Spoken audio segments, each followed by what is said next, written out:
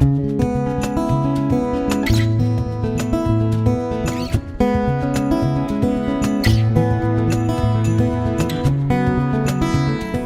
Pete from Cheap Homesteading, and I'm in the garage this morning, and I'm going to unbox the Husqvarna 372 XP clone I bought. It is a Chinese chainsaw, and it's made by Holtzfforma. I don't know if I'm saying that right, but all the parts are interchangeable with the Husqvarna 372 XP, so let's do it.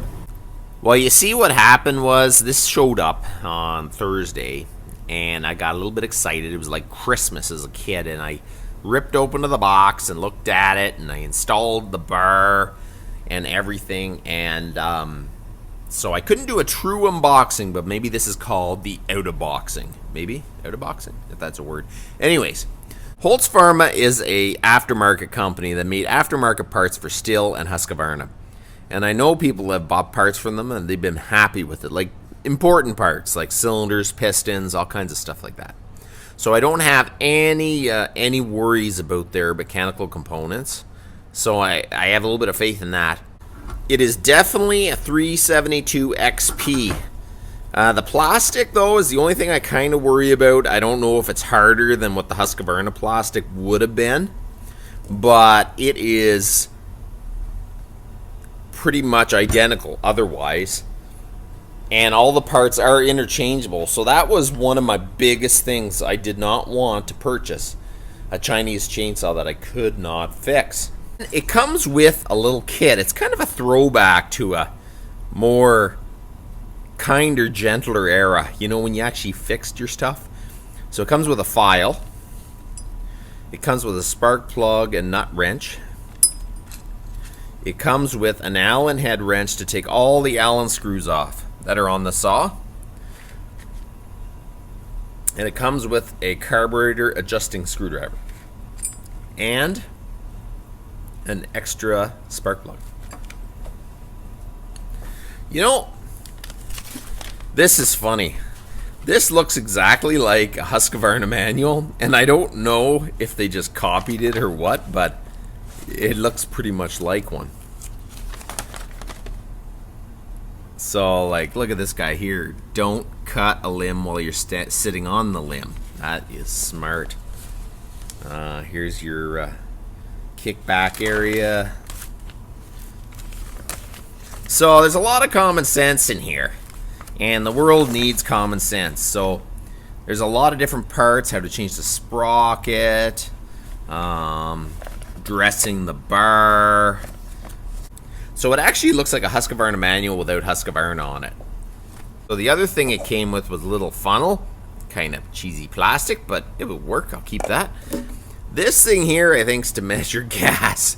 And I don't know who in the world is going to use this. And there's nice Japanese or Chinese writing on that. I don't know.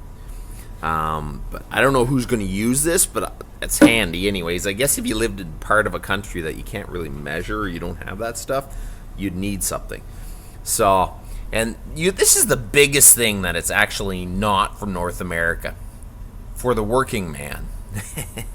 That would never be printed in North America.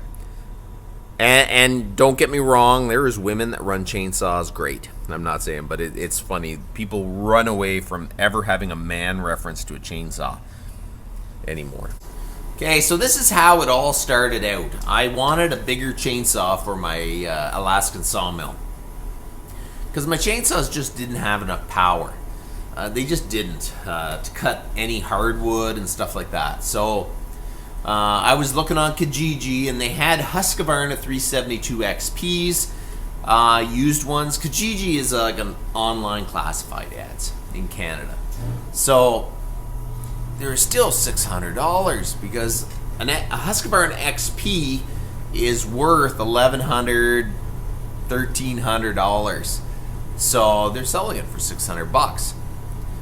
And I go, I cannot spend even $600 on a chainsaw that I am going to cut some lumber with, like, for a little bit. And who knows how much time I have.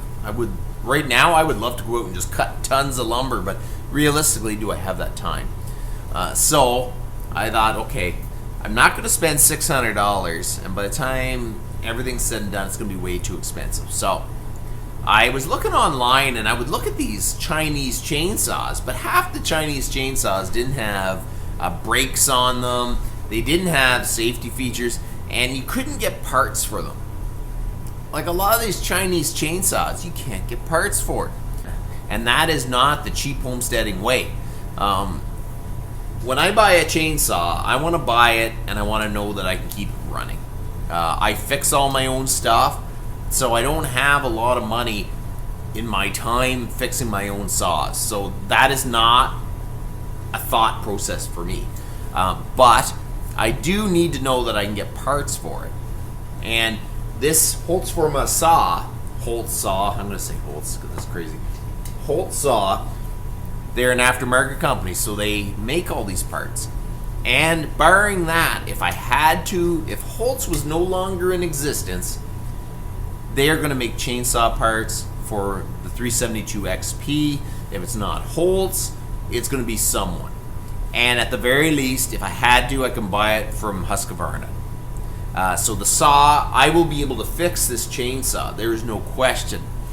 When I chose this saw, I can get parts for this thing. It is a good price. It was $250 American. It cost me $38 duty. It was a very inexpensive saw to buy. And the other option is to buy one that is $1,100, $1,200, $1,300, whatever it is. So, and that's why I chose the 372 XP, because I'd be able to use this, barring actually using the Alaskan sawmill. So I thought it was more versatile. Oh, this saw is everything I expected, and actually a bit more. In my mind, this is the best value for horsepower chainsaw anywhere that you can purchase. A lot of those Chinese chainsaws are unfixable, so you've thrown away $300. This thing here was $250 American, and I paid $38 tax and duty. Oh my goodness, that is the best, and I'm pretty darn happy with it. And I'm kind of getting a little excited to go out and cut a little bit of firewood with it. Okay, so we're gonna pop off the air cleaner. Nice solid latches. You've got the air cleaner, wing nut, and spark plug.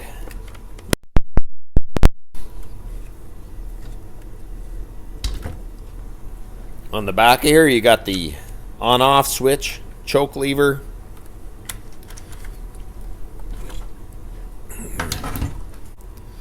It's got a solid aluminum brake cover with the bar adjustment on the outside, which is nice. Here's your decompressor.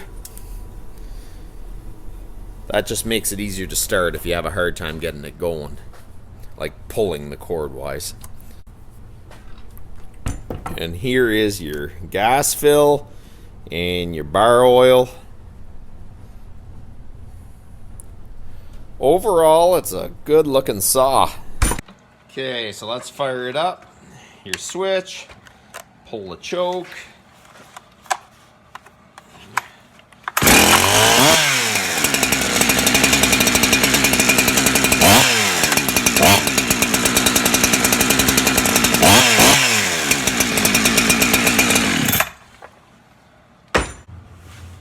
Okay, so there you go. It sounds awesome. We're gonna go out and cut a little bit of firewood, so you're gonna see another video of that. So you guys have a good one.